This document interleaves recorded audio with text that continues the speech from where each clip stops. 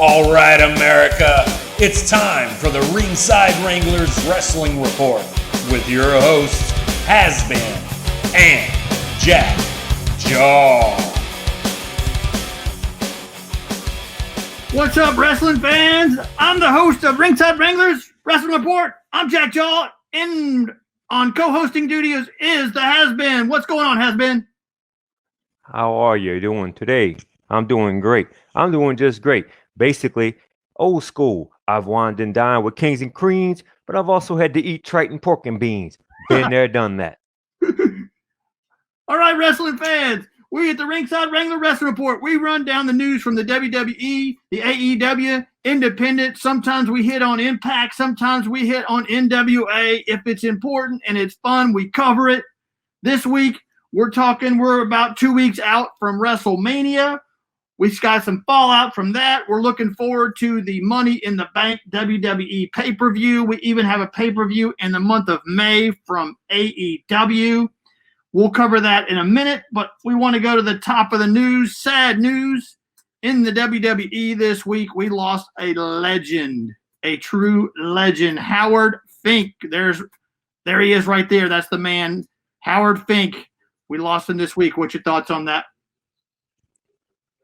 Sad. Very, very sad. I mean, this guy was the first WWE employee, according to Mr. McMahon. He was at all the major WrestleManias, and he basically was the voice. I mean, you can talk about Jim Ross, you can talk about Gordon Soley and all this. This guy was the voice of the in-ring announcing. I mean, you don't get any better than the Fink. I mean, he was on the Legends House and things of that sort, and it's a very sad time. And what a wonderful guy he was, and he bled the business. Like I said, the first employee of the company. God bless him. When the title changed hands, you could just hear his voice go, and new WWF heavyweight champion Hulk Hogan or something like that, and new whatever. It was so good. Next picture, I think we got a picture of him at the Hall of Fame ceremonies. Look at those people he was inducted with.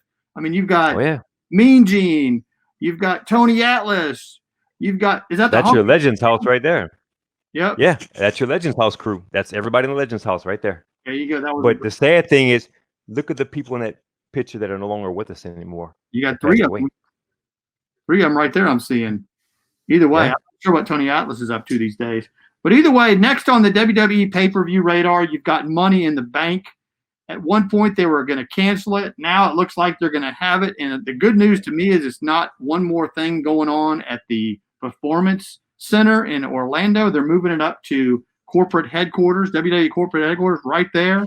And they're talking that Money in the Bank match on the female and male side is going to be at the top of that building. It's crazy. Check that next picture out. There they are, top of the building. Nuts. I guess they got to put something out. I don't know what to say. I've seen the Facebook pictures. I've seen them on Twitter. They actually built a ring on top of the building. I don't know. That's nuts. Either way, so this week we start off the news with Raw. We'll just run down the highlights of what happened in matches there and how they're going to affect the Money in the Bank. You had Drew McIntyre at the beginning of the show talking about, hey, he's thankful to be the man, appreciates the fans. Out comes, they start to pitch who he's going to feud with, and when they bring out Andrade, I'm going, wow, that's where we're going on this one. Fortunately, it's only for the Monday night. That was your main event of the night, but you had Drew McIntyre at the beginning of the show. I think he's a legit champ. Mm-hmm. And again, they played off the whole thing when Andrade had beaten him before he had that injury, that being McIntyre had to go away. And that was a good setup to bring Seth Rollins in. Seth Rollins is one of the top men in that company right now. So it only makes sense that with McIntyre get set to have a nice, long, powerful, strong run as a champ. Why not start off right at the bat with the Seth Rollins? I'm not going to call him all that other stuff because I'm kind of a religious person and that's starting to get on my nerves a little bit. But, hey, best to him. But yep. Seth Rollins is a good way to start it off. The ladies kick off the night on Raw. You got Osaka. She wins over Ruby Riott. I'm not sure where that angle is going. I guess, trying to put Ruby into the limelight a little bit. Osaka easily takes her out. Next up, you had Aleister Black. He takes out somebody I've never even heard of. Oni Lorcan or something like that. I'm not sure if he's even from NXT. I'm not sure where he's from. One thing you could tell from the WWE card this week on Raw, you had a lot of people either coming over from NXT or you had them coming from local organizations or what. They're definitely in definite budget control for sure. Aleister Black easily over Oni Lorcan. Shayna Baszler versus Sarah Logan. There's a couple wrestlers that wrestled on Monday night that felt the unnice acts, if you want to call it, this week from the WWE. Right there, Sarah Logan, she takes the loss to Shayna Baszler, and then 24 hours later, she gets let go by the company. Either way, we'll talk about that later. Next up, you had Austin Theory. He's definitely an up-and-comer coming from out of NXT. He's over Akira Tozawa. Tozawa pulled a two-nighter. He wrestled the following or Wednesday night on NXT as well. You had Angel Garza over Thuda Miles. I guess that's Les Miles' legitimate son. I don't know. Yeah. Oh, yeah. Never heard of him. Then Nia Jax continues her comeback. She takes over she takes out Kairi Sane. Nia Jax is legit. Then you had Bobby Lashley over No Way Jose. No Way Jose, another one that felt the axe this week. Then you had the Viking Raiders over Ricochet and Cedric Alexander. Ricochet just continues his bottom dwelling. He would have been one that I would have thought would have felt the axe, but fortunately for him, he didn't. And then on the main event, you had Andrade versus Drew McIntyre. Drew McIntyre easily gets the win there, and then he's just laid out by Seth Rollins, setting up the match for next Monday night. You'd think that would be a match that would happen at Money in the Bank. They may ultimately build up to Money in the Bank level, but next week he's going to be that's the Raw main event for next week. Seth Rollins and Drew McIntyre. What do you think of that? Well, I mean, like you said, they're setting up right now for the Money in the Bank pay-per-view. You talked about the furloughs or the reduction of force, if you want to call it. This happens every year around April 15th, which is ironic that Mike Rotundo got cut on IRS Day. But this happens every year. It happens every year around tax day, and a lot of people thought it may have just been another work. But with this whole coronavirus thing going, it made sense. And, of course, in my personal work site and other folks as well, people are getting cut left and right. But, with me, this past couple of weeks when we're not having a lot of work going on, I've been reading just like crazy all these old wrestling books I have back in the day. And I've read from Bischoff and McMahon and all these, and Ted Turner and everything. And they all said the same thing. This goes back 10, 20 years ago where, remember when WCW was going and they were about to basically just, the inmates were running the asylum and they pretty much were ready for Vince to just pick them for basically just at a loss just to take it. There was a lot of people that were sitting at home and just collecting a paycheck doing nothing. Well, I'm sure Mr. McMahon actually sat down and looked at a laundry list with his team and said, look, this guy hasn't been on TV. This woman hasn't been on TV in God knows how long. They're sitting there making all this money. It doesn't do any good. Right now Jack Jaw, rather. Right now, I think that this is the time where you have to say, what have you done for me lately? And if you can't answer, what have you done for me lately in one sentence or less, then you're going to have to go. It's nothing personal. It's just that money right now is tight, and you got to go pay the people that are going to get you where you need to be. These two guys right here, Seth Rollins and McIntyre, they're going to get you where you need to be. So it's unfortunate that those guys all got furloughed or reduction of force, whatever you want to call it. Hopefully they can come back, like you said. But I know right now, desperate times call for desperate measures, and they had to keep the people that they know will get them to the promised land. And these other folks that are sitting back collecting a check, whether it was their will or not, to just sit at home, because sometimes they want to wrestle, they just didn't have any work for them. Yeah. Bottom line is, if it's this is a what have you done for me lately business, any independent wrestler tell you that, big name wrestler tell you that, doesn't matter. That's what it is. So that's where we are. It's crazy days we are in right now. Hopefully we can look back in 3 to 6 months and go, man, we're so glad that's over with. On to the NXT show. This week we'll just run down some matches and some victors there. You had Finn Balor over Aichner or whatever. He takes him out. That's a bad looking dude right there. Either way, Finn Balor gets the win there. You had Charlotte Flair showing up. She's pushing herself as an NXT. She says, I've dominated all affiliates of WWE. I will dominate this one. So it was just, she's going to dominate the NXT generation. I don't know who they're going to set up to challenge her in NXT. They better bring somebody good to keep the interest level good, because she's definitely down there to keep the interest level going in NXT. I think it probably Bianca Belair. We talked about her last week. I think it'd be a good opportunity for her to do it, and I'm sure whenever the issues happen over in Australia, when you go that stuff straight, her opponent at WrestleMania will be able to come back and see if they can work that out. But I'm thinking about something. It's somewhat we complained and we griped and we moaned about why Charlotte Flair went to NXT and all this stuff. It may have been a blessing in disguise for some people in WWE that she did that, because if she would have stayed in WWE, that's one more person who would have gotten cut, because they got to watch how much they're doing it. If they can send these people off to NXT, like a Finn Balor, like a Charlotte Flair, I mean, they're not going to get cut, and by their being off the WWE Raw and SmackDown payroll, somebody that maybe would have gotten cut now can stay, if you think about it from that perspective. So maybe it was a blessing in disguise that she did go down there to help the women's talent get better. Plus, at the same time, she may have saved a female talent from getting cut. Who knows? Yeah, that's a good point. Next up on the NXT card, you had Xia Li over Aliyah. You also had the beginnings of the tournament with the cruiserweight tournament. Tozawa, who wrestled on Monday Night Raw, he went over on Isaiah Swerve Scott. Then you had Tegan Knox right there, as you're seeing. She went over Raquel Gonzalez. You had Dexter Lumis over Tahuti Miles, another one from Les Miles' lineage. And then in the debut match for the main event, you had Killer Cross from Impact Wrestling. He's now called Karrion Kross. He took out, he begins his feud with Tomasa. There's your Dexter Lumis over Tahuti Miles. And then the next one right there, Punk, you've got Killer Karrion, or Karrion Kross, Killer as he was known in Impact days. He's going to challenge, looks like Tommaso Ciampa. Tommaso Ciampa's moved on from his last little run-in that he had with somebody. Next one, Punk. There we go, right there. That's a bad-looking dude right there. Yeah. I guess they made him drop the name Killer. But either way, yeah, he's definitely arrived at NXT. He looks legit. So you've got, adding the value of him with Charlotte. You're starting to get some talent there that makes you want to tune to see what's going on. Mm-hmm. And the longer they can stay there, the longer they can make the talent that is there better. But these two guys right here that we're seeing on the screen, I really can't see them staying there much longer in NXT, because they're hot right now.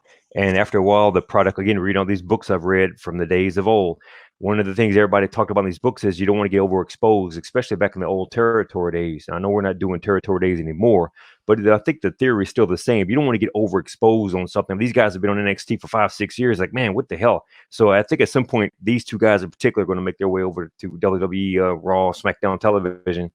And then it'll be the next phase of folks that will take their spot, and they'll just keep cycling on. Yep. All right, on to SmackDown last night on Friday night. I thought it was a pretty good show. You had the show lead off with Braun Strowman appearing on the Moment of Bliss with the new women's tag team champions. They're all congratulating each other. Braun Strowman sees a gift in the background. He goes over there, picks it up. It's nothing but a prank from Bray Wyatt, his old mask when he was part of Bray Wyatt's family. So they're building that angle. The Fiend / Bray Wyatt going against Braun Strowman at the Money in the Bank pay-per-view. That ought to be good. Considering if you pay close attention to that mask, that's not the real mask that he wore when he was in the Wyatt family. That's like one of those Halloween masks you get at the store or whatever. The mask that he had when he was in the Wyatt family, whenever they actually showed footage of him really as the Black Sheep, it's a much thicker mask than that. Just saying. I mean, at this point, you start looking at little things. You start looking at the corner of your eye, paying attention to stuff. So, especially with no crowd there to really get you motivated, you got to find things that interest you. So, yeah. Next up, you had Tamina taking on Sasha Banks. Tamina Sasha Banks got thrown under the bus by Bayley. Bayley throws Sasha Banks, says, "Hey, Tamina, if you can beat Sasha, the boss, you'll get your shot at me at Money in the Bank." And that's exactly what happened. Tamina takes out Sasha Banks with a little bit of help. But either way, Tamina gets the win there. Next up, and I'm very glad. I'm very glad she got that win, by the way, Tamina, because she's the type of person. She does not deserve at this point to be an enhancement talent to put people over. She should have got that win, and I'm glad she did. She deserved that win. Yep, no doubt. Then you had Sheamus taking on another talent enhancement guy week after week. He does it again against Denzel DeJournette. Then you had a Money in the Bank qualifier match. Dana Brooks, she takes on Naomi, and I would have thought for sure Naomi would have taken that one easily, but no. So did I. And maybe that may have been Mr. McMahon's way of telling Dana Brooke, hey, I know you've been disappointed. Feel that you've been held down and things of that sort. And this was his way of showing support to her. It's just me guessing off the top of my head. But I mean, she was a classic. Don't disrespect her. She's a phenomenal talent, very athletic woman. I just think in the past that she was always being put in these positions where she puts people over, enhancement talent. She actually won that match, and you could tell that Naomi, God bless her, put it over having that little 3-year-old pouting that they didn't get their Christmas gift on Christmas morning. I think that was great, though. I'm glad to see her get that win. Yeah, that was a good deal there. Next, you had Sonya Deville coming out looking like she's wanting to apologize to Mandy Rose. You saw it coming a million miles away. She wasn't out there to apologize. She was out there to lay her out. And then out comes her man, I guess, if you're calling Sonya Deville's man. I don't know what you want to call him, Dolph Ziggler, if that's her man or not. But then you had Otis come out there. I don't think that's her man. I think he's just like it's like a twisted menage a trois, if you will, where he's somehow stuck in the middle of it. And then when you throw in Otis, it becomes like a 4-way. So I don't know what the hell is going on with it. But yeah, it wouldn't surprise me to see that if that is actually a real match. That makes sense to me 100%. I mean, all 4 of those people can work, by the way, so it's going to be a good match. Yep, no doubt. Then you have, I think but without a doubt, Dolph is going to be the leader on that. Don't get me wrong. Dolph is going to be the guy, in my opinion, that would have to call that with his experience. But you've got 4 people in that ring that all can definitely put on a good show. Yeah. Next up, another Money in the Bank qualifier, Daniel Bryan versus Cesaro. This on paper was a really good match. I mean, these two guys know how to work. It's good stuff there. Daniel Bryan gets the win over Cesaro. Then you had King Corbin. Go ahead. Yeah, those guys have a huge track record. Those 2 guys back to when they were wrestling on the independent scenes, Ring of Honor over in Japan. I mean, when Cesaro was Claudio, I think it's Constantino. I think was his name. If I said it wrong, I apologize. But Claudio and Bryan Danielson at the time were that's your Ring of Honor crew right there, man. Those guys are on top. They have a very good relationship, and I know this because I read Bryan's book, so I'm not just making this up. I promise you, it's legit. They have a very good relationship, and those 2 guys are the type of people that if you can just let those guys do what they did in the Ring of Honor and their independent days and let them do that during this period of uncertainty with the Corona stuff, you'd be amazed what these 2 guys can do. And not just them, Kevin Owens, a lot of other folk, Seth Rollins, and of course, our guy went to AEW already. He's already left. But I mean, all those guys wrestle the Ring of Honor. They all have tremendous amount of talent. And if you just let them do their damn job, you'd be amazed at what they can present on television. It's amazing. Yep. Next up, a shot from the back. King Corbin laying out Elias. I guess payback from WrestleMania loss to Elias. Well overdue. I'm sick and tired of seeing Corbin, whether you like the guy or not. I'm sick and tired of seeing him getting made a fool of. And it was inevitable that he went out there and just whipped the living hell out of this guy just at least one time. And now, to me, I'm satisfied because now this is what Corbin is supposed to be. If he's your king of the ring and he won that prestigious title of being called a king, nobody who ever was the king and a king of the ring ever went and just was like a one and done wonder, right? Everybody that was a king either won a world title or some kind of belt. So it was more than time for this guy, Baron Corbin, King Corbin, if you will, to go out there and beat the living hell out of our guitar playing freak. Right. And we'll just see what happens. I mean, Elias will come back. They will. But they needed this because to me, I don't know about you guys, but to me, Corbin was looking really weak, man. And he needed this. Yeah. When he lost at WrestleMania, I thought, man, they're really putting him down there. But either way, he's making his little push back. So in the main event, this one did, again, like the other match earlier in the night, I didn't see this one coming. They did a replay sort of the WrestleMania, but they changed up the participants.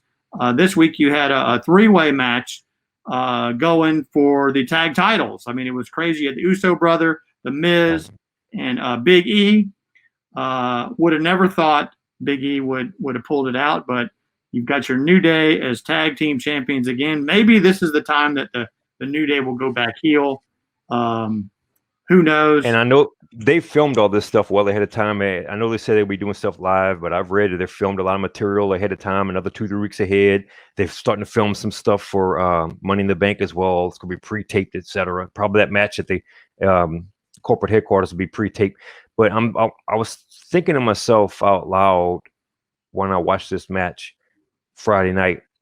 I wonder if Miz is going to end up going in a feud now with Morrison, because Morrison basically had to carry that team on his own in a brutal match that he won because the Miz was coronavirus tested or whatever the case may be, and that's the whole thing. They were Roman Reigns, blah blah blah.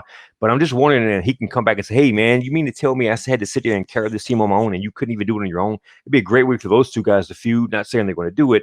I mean, you got that. Of course, the Usos are the Usos. If New Day is going to feud, got to find a way to do it. But there's a lot of things going on right now with this angle, and we'll just see where they go with it. Yeah, it's going to be good.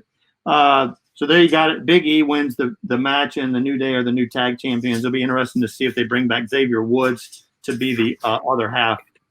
Yeah, he's starting to look a lot better. You're starting to see him now. He's getting a lot healthier. He's starting to plug his video game stuff on YouTube and Twitter and everything. And I think it's time for him to come back. I think he's been chomping at the bit to come back. I know he was on the Tuesday night show that they do on Fox Sports 1. So I think he's ready to come back too. And if he does come back, maybe that'd be the perfect time for him to do that heel turn, if they will do that. Yeah. Next up, on to AEW. AEW, we reported last week, we knew that ratings were tight, but actually NXT, by a small little itty-bitty margin, beat out AEW this week. I mean, it's neck and neck. Both of them are seriously down because of the corona empty house shows that they're having. So it looks like these two are going to battle it out to the bottom. But AEW, my opinion, still putting on the better card, having the little few wrestlers they have in the audience to somewhat push the angles of the show. But either way, these two guys continue to battle out. On to the Dynamite show. Right out the gate, you had a TNT Championship Tournament quarterfinal match. Lance Archer from Impact Days, brought over by Jake the Snake in his dark side that he's bringing into the organization. He takes out Colt Cabana. I know that was your guy, Colt. Well, look at it right there. What did you just say? You got your guy from Impact. You can say what you want about Impact, but this was like one of their top dogs, and he comes over here handpicked, right? And he's definitely got the credentials of a thoroughbred. Colt Cabana, what can I not say about Colt Cabana? Anybody that knows Colt Cabana, if you claim to be a wrestling fan, you got to know who Colt Cabana is. It goes back to his CM Punk association with Chicago. He worked all over the world as well. And then, of course, you put this all together with the WWE legend, one of my personal favorites of all time, the son of the late Grizzly Smith, Mid-South wrestling boy, Jake the Snake Roberts, Rockin' Robin and Sam Houston and the whole family, man. That's your first match, man. Your first match has 3 of those people that all in their own way could have their own laundry list of things they've done in their career. That's your first match. Yeah. That's why I like AEW. It's nothing personal against WWE. It's just I like AEW where they're going right now. That's why. Good stuff. It's good stuff. Next up, one of your favorite females, Britt Baker. Dr. Britt Baker. She gets a win with Cassandra Golden. Never heard of Cassandra Golden. The second the match started, I was like, wow, there's a reason why I've never heard of Cassandra Golden. That was weak. Either way, Britt Baker gets the win there. Then you had Sammy Guevara over. Whoa. Okay. Not only is she a good worker, she suffered a very tough injury last week. She's a phenomenal worker, but she is absolutely drop dead gorgeous. You talking the woman is just, yes, Dr. Britt Baker. She is drop dead gorgeous, got very athletic skill set. She went through hell and high water last week. I can see a lot from this beautiful specimen of a female in the future. She's definitely won me over. If I need to get some dental work, I know who I'm calling. That's right. She is a dentist, by the way. Yes, she is. Real life, no gimmick. Yeah. Next up, you had Sammy Guevara over Sugar D. That was an easy win there. Then you had Kip Sabian over Chuck Taylor. Chuck Taylor, you got to love that name as for a wrestler. I just wish he wore the boots. Wish he wore the Chuck Taylor shoes. If they had some Chuck Taylor boots or something, just to make it sense, man.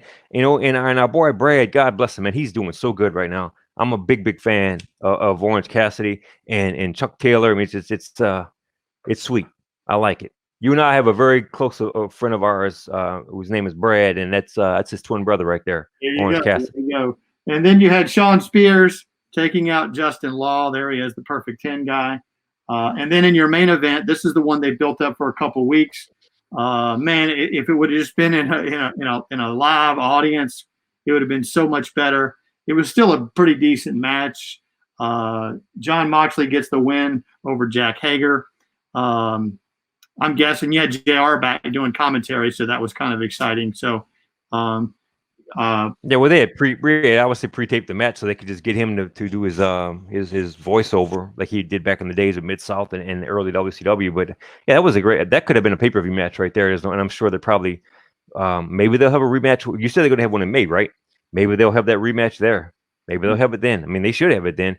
I'm surprised nobody jumped Moxley after the match. I kind of was waiting for that to happen, but it was nice sometimes to have a clean finish because, again, reading all these books, a lot of times people get tired of this quote unquote dusty finish where every time either it's a screw job finish or somebody's got to run in and beat up. Sometimes it's good just to get a clean pinfall and walk out with everybody holding their breath and nothing ever happens. Sometimes it's good to have that, and I think Moxley deserved that. Maybe they have that rematch when they have the next pay-per-view in May, right? End of May, May 29th, I believe it is. I do like the fact that AEW has the pay-per-views on Saturday night. That just works better for me. Yeah, absolutely. I mean, we enjoyed the Road Wild pay-per-views or the Hog Wild, they used to call it, which is on Saturdays when they do it at Sturgis with WCW back in the day. They used to have Shotgun Saturday Night on WWF at the time. Now it's WWE. Yeah, sometimes it's good to have it on Saturday night because a lot of people do to work on Monday and you don't want to stay up late Sunday. So sometimes it's cool just to have a Saturday night when you can go do that. I used to enjoy it back in the day. We go to the local nightclubs and Plaquemine and we'd be watching ECW stuff. I mean, I know it was like syndicated and all, but it's just cool to watch that on a big screen on a Saturday night when you're in a bar and having fun instead of having to go on Sunday when you know you got to get up to work in the morning. So, yep. All right, and then so that ended the AEW show. On to Independence. There he is. There's your champ, John Moxley. Talking smack at the end of the show. AEW, the Independence. We like to cover those on the Ringside Wrangler. Not a lot of action going on. We follow local guys. Wrestling 225. I like the ECPW product. I just follow them all on Facebook. So if you want to get updates, go on Next One Punk. If you want to get updates on these independents, just look them up on Facebook. They'll give you updates on their cards. They'll give you updates on their schedule, where they're going. They'll give you updates to find out if and when they can get back into performing in the various places that these independents show. As you can see, the quality of these matches, the quality of these shows they put on is second to none. It's very budget friendly to get out there and see these guys. So we enjoy it. We enjoy promoting them. We enjoy talking to them. If you want to get some more information about hooking up with the Ringside Wrangler Wrestling Report and us help you get your information out there, you can email us at ringsidewranglers@gmail.com. You can like or comment on the Facebook or Instagram or YouTube videos. Something real quick about that because I know we're kind of watching our time today. Anyone who knows me knows I'm not the biggest fan of Baton Rouge, right? For whatever reason. But I grew up here, was born and bred here, and no matter what I say about the town, whatever, Baton Rouge is where we're recording this from and where we live at. The Baton Rouge in South Louisiana is a thoroughbred hotbed, if you will, for professional wrestling. This goes back to the days of Independence Hall and the Centroplex and the River Center and things like that. And we used to do all the local pulling shows in Denham Springs, and we had one in Plaquemine, and we do all this stuff. And these guys with the Person 225 and all the other guys, they're basically living that legacy and keeping that legacy alive of what started 20, 30, 40 years ago with Leroy McGurk and Bill Watts and all these dudes way back in the day, and even the Jake Roberts, Grizzly Smith and his family, it goes way back. So these guys at 225, God bless them, I love them to death because they are taking what started with something special 40, 50 years ago, and they're not letting it die. And I love that. Yep. Good stuff. This week, so like I said, reach out to us on the independents. We'll cover the independents. If you need for us to cover something, promote something for you, reach out to us. On to our weekly spotlight. This week, like we had said earlier in the show, we had some unfortunate event, fallout from the corona pandemic, fallout from the economy doing what it's doing. We just like to stress that these wrestlers, good or bad, heels or faces, they are humans, and they're struggling to get cut loose at a time like this. It is rough. So we're just hoping to, bridge the gap, and hopefully we can look back at this 3-6 months from now and things are going. So there you have Vince McMahon. We always joke about his little line that he had, "You're fired." This was all over the internet this week. You sort of like go, "Oh man, that stinks," but you feel bad for these people because it is rough. So there you go. Right. And before you get started, one thing we need to understand is that all these guys, the first thing you'll be hearing, because it's already starting on the internet, is, well, that guy, he'd be a great pick for AEW, or he'd be good for Ring of Honor, or he'd be good to go to New Japan.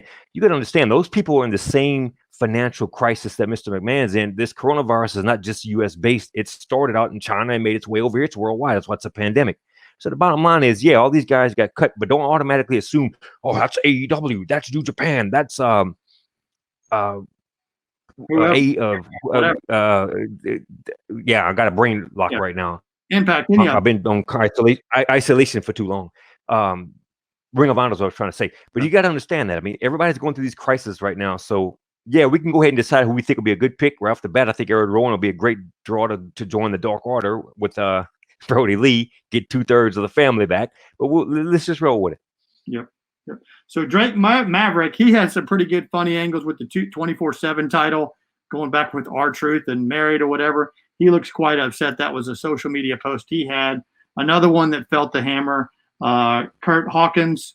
He was the guy that had the long run of not winning a match. Then, of course, you had Carl Anderson and Luke Gallows.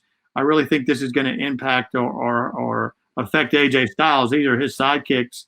Now, while we're going through this, let's talk a little bit about these guys weren't exactly happy with what they were doing. Neither was the Revival. So some of this stuff may have been a blessing in disguise for some of these guys. Maybe. Yeah. Maybe. Yeah, could be. They would be a good pick for AEW. We wanted to kind of play fantasy booker. These guys in AEW, that's a good pick. Yep. Then you got Heath Slater.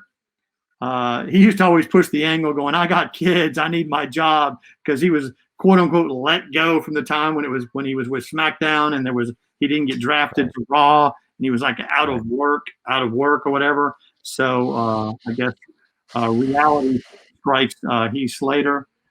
Then you had Aiden English and Rusev, both of them. At one time they were tag champions.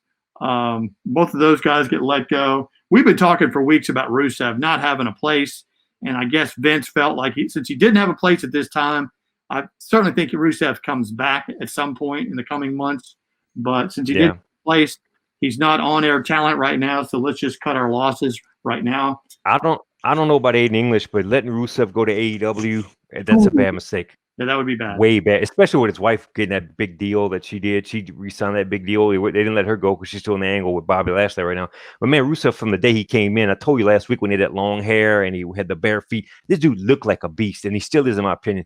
I think he's just going to be put on hold just temporarily. I can't see him now. Aiden English should be a good pick for AEW, but Rusev, no. He's got to stay. Yep. Then you had Eric Young from Impact. He got let go as well. Some lower level talent, EC3. He was one of the ones that was let go. Leo, that's another one. He's another one AEW, as well as Leo Rush. That's two AEW guys that could right off the bat pick up where they never left off. And then Kurt Angle, I'm guessing that was a cut that they let go. Next one, Punk. Kurt Angle was let go just because I guess he was not a current on-air talent.